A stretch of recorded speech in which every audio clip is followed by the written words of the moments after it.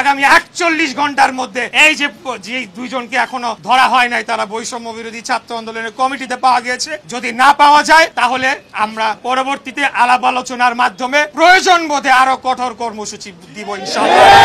বৈষম্যের সন্ত্রাসীরা হুঁশিয়ার সাবধান, হুঁশিয়ার সাবধান, বৈষম্যের সন্ত্রাসীরা ফাঁসি চাই, ফাঁসি চাই। এই যে বেনসন গ্যাং না কি গ্যাং, আমরা মব কালচারে বিশ্বাস করি না।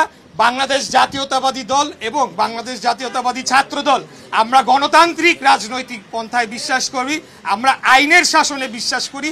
আমরা চাই দেশের প্রত্যেকটি স্তরে আইনের শাসন নিশ্চিত করা হোক। অতএব আইন শৃঙ্খলা রক্ষাকারী বাহিনীর দায়িত্ব এদেরকে খুঁজে বের করে আইনের আওতায় নিয়ে আসা। আমরা চাই না জনগণকে সাথে নিয়ে এখন আমরা এইসব গ্যাং খুঁজে বের করে তাদেরকে দাঁত ভাঙা জবাব দেওয়ার জন্য আমরা প্রস্তুত রয়েছি।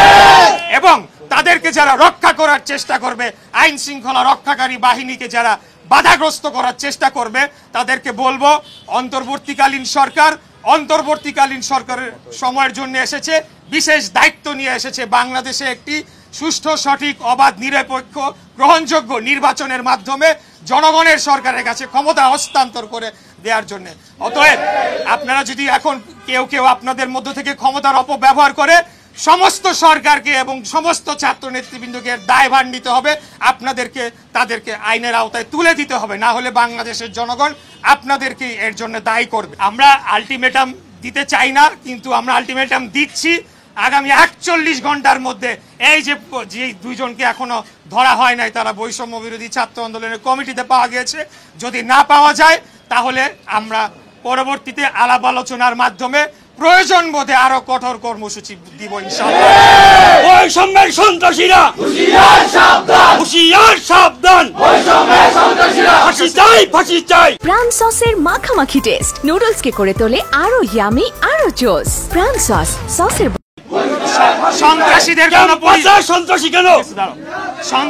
কোনো পরিচয় নাই। সন্ত্রাসীরা বিএনপি না, সন্ত্রাসীরা জামাত না, সন্ত্রাসীরা এনসিপি না, সন্ত্রাসীরা বৈষম্য বিরোধী না, সন্ত্রাসীরা সন্ত্রাসী।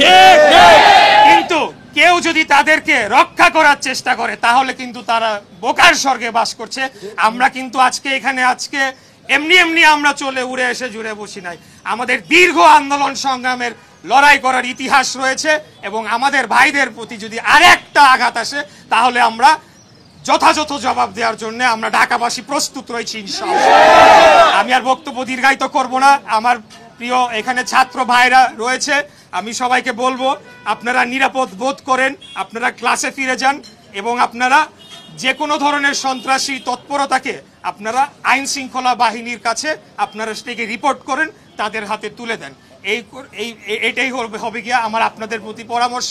আমরা নিজেদের হাতে আইন তুলে নিব না। আমরা চাই আইন শৃঙ্খলা রক্ষাকারী বাহিনী তাদের দায়িত্বটি পালন করুক এবং বাংলাদেশে আইনের শাসন প্রতিষ্ঠা হোক।